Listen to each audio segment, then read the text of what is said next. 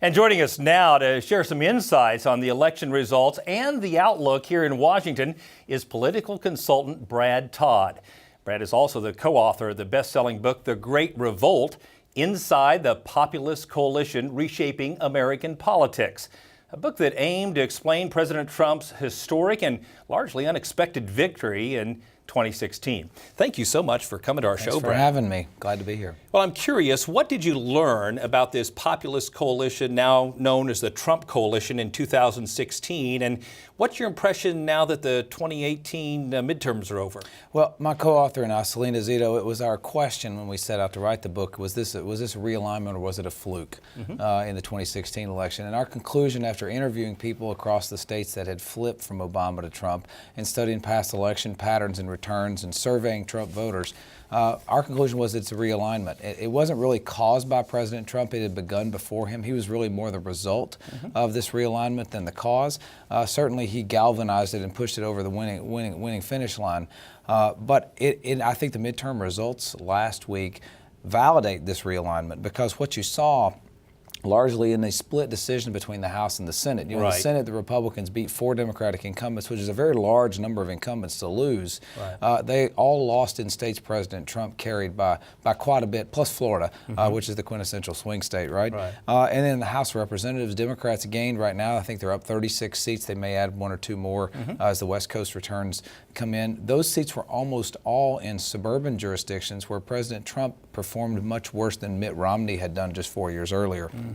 I think that tells you that perhaps we did realign over the last couple of elections. Again, I don't think 2016 was the entire catalyst, but that realignment is ongoing. Sure. And so I guess you may have answered my next question is, are you surprised with the election results? It doesn't sound like you are. I'm not. You know, I think that what is surprising to me is the uniformity of it. You know, Republicans just did not hold many upper education density, upper income suburban seats that were being challenged.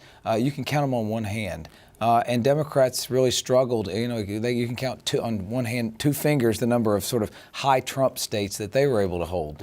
So the uniformity was really kind of startling. Usually, even in a wave election, you see more exceptions than you saw last week. So you know a little bit about our organization and members. Should the beef industry be concerned about these results? Well, I think the number one reason the beef industry should be concerned is I think in the era of divided government, with a Democratic House that skews very far to the left, particularly on environmental matters, you're not going to have a Congress that's going to help the president deregulate. You know, he spent much of the first 2 years rolling back regulations that the Obama administration had done. The Congress has been trying to codify that as quickly as they can. They're a little bit limited by the fact that in the Senate it takes 60 votes to move substantive legislation. But you're not going to have a Congress that's helping deregulate now. And I also think that the Congress is going to make sure that the Trump administration is focused on oversight. The Congress is going to subpoena every cabinet official in the Trump administration, drag them in front of Congress, ask them about the 85 cents they spent on coffee at the Holiday Inn last week. You know, the oversight is going to get down to the most minute detail. When cabinet agencies are busy defending their expenditures at Holiday Inn, they're not going to be deregulating. That's really, really sad. So the next question is, what does it mean for 2020? Well, you know, realignments don't stop. They continue to move. And the Democratic Party that we're going to find on the ticket in 2020 is going to be very different than the one that Donald Trump had to beat in 2016. It's going to be much further left. These things are like continents. They keep drifting over time. And so I predict that the Democratic nominee in 2020 for president is going to be 2 clicks left of crazy. And so, you know, it's the only appetite in the Democratic base electorate right now is for the hottest, meanest, nastiest anti-Trumper they can find. It's possible that kind of candidate will bode well for Republicans in 2020. We'll see if the backlash that they will generate from taking the House will generate yet another pendulum swing next time. Time will tell. One last question. Can an organization like NCBA still make a difference in this town? Well, I tell you what, I worked with congressmen and senators all over the country, and people who run for office, get elected, stay in touch with them, continue to work with them.